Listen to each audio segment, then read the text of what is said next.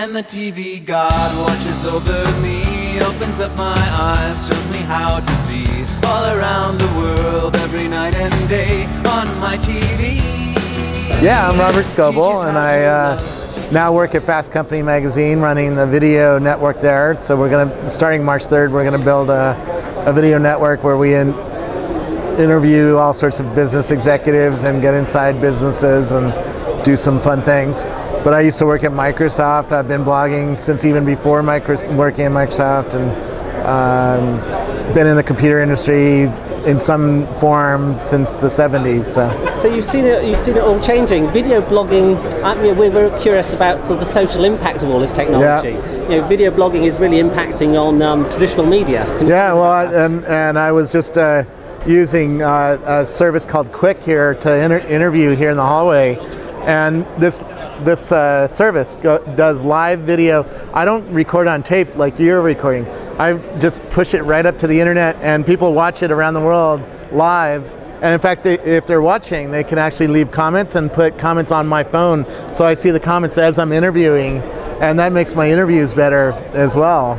But it's fascinating to have that kind of capability now, to have a live audience on a cell phone that costs, less than $1,000, which 10 or 20 years ago you needed a TV truck, a satellite truck to do that, and that would have been $100,000, $200,000 to do. I think it's really interesting, the cell phone things. There's problems with sound quality and pitch quality still. No, it's damn good. If you watch my videos, it's amazing how good it is, especially in a noisy situation like this. I'm very, very surprised. The Nokia phones are actually really good for voice, and the Quick service is getting better every few days. They keep improving it, so it's very good video quality considering what it's doing.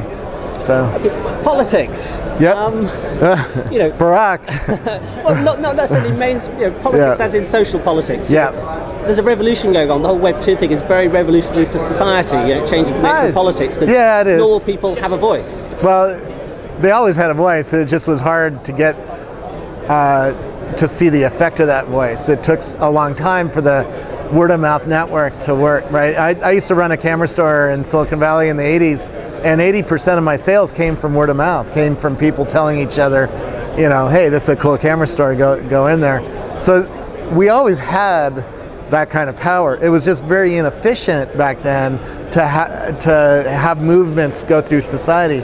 Today, we have a worldwide audience on my cell phone, and so it's easier to have that word-of-mouth network spread ideas very quickly. Plus, we have now video and pictures and all sorts of stuff that we just didn't have back in the 80s. I mean, I remember taking pictures right after the 1989 earthquake, because I was in journalism school, and a newspaper on the East Coast wanted to buy the pictures, and it took 8 hours for us to get a black and white photo from Silicon Valley to the East Coast. Today, we don't even think about it. We put it up on Flickr and say, go grab it, and it's so much different. And that's only in 20 years' time, right? So what impact is this going to have? If people have much more, as you say, that people's voices are amplified, is this going to affect our political system? I think it already has. It's certainly the first effect you've seen on the political system is the candidates, at least for president in the United States, are raising a lot of money online. But I went to a grassroots Obama Barack lunch in my neighborhood, very small, 20 people. And what do they have there? They had a bunch of brochures and stuff. And then they said, oh, we have our computer, and we can find any information on any of the candidates if you have a question, And that's different than it used to be 20 years ago. That you didn't have the ability to augment the information that was in front of you through the use of a computer. At Davos 2 weeks ago, I was sitting with Mike Arrington, and we met Ellen Langer, who was the first female tenured psychology professor at Harvard. We had no clue who she was when we first met her. We just sat down and said, oh, there's somebody, let's start talking. We started this conversation like, oh, hi, we're Robert Scoble and Mike Arrington, and who are you? And she said, oh, I'm Ellen Langer, and she had a badge on. She didn't even say Ellen. Right. She said, I'm a psychology professor, and this is what what I teach. And then Mike Arrington was on Wikipedia while we were talking and doing Google searches and doing Wikipedia searches about her. And he goes, "They're making a movie about you?" And he goes, yeah. I mean, that was an incredible experience, right? To see that we now have the ability in live time to look up information about somebody new we had no clue about and start introducing that information into the conversation, which made it a far more fascinating conversation, because she might not have ever told us that, right?